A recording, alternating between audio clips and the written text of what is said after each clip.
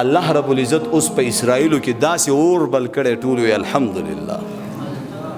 داسې اور پکې الله بل کړی دی پوره دنیا ته زاری منتونه کوي او زما محترمو هغه اور زیاتیږي او کمیږي نه دا د هغه فلسطینیانو د هغه مظلومانو د هغه یتیمانانو د هغه کونډو رنډو د ماشومانو پلاران غیب دي پلاران غیب هغه ورځ یو ویډیو راته چا راولېږه یو ماشوم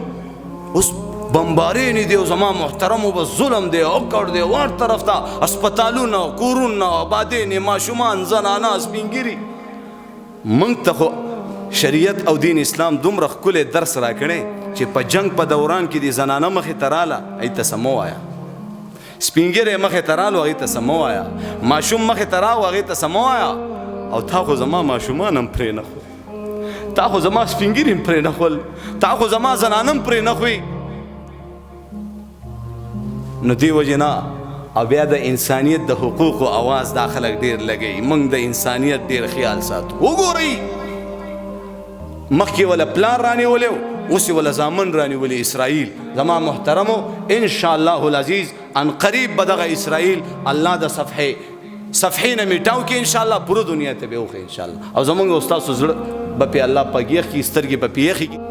زما محترمو الحمدلله په پاکستان کې مدرسې دي علما دي داسې ایمان والا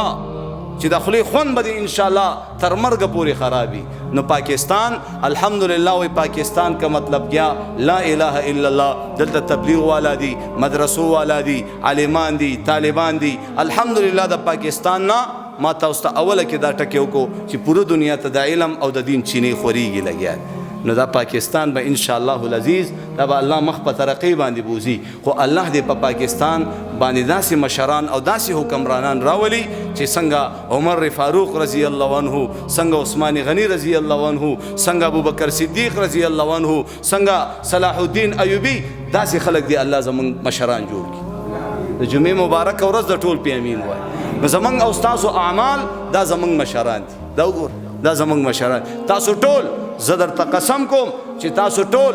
زمانه زیات ایمان او جذبې سره فلسطین ته تلو دپاره تیار یې که نه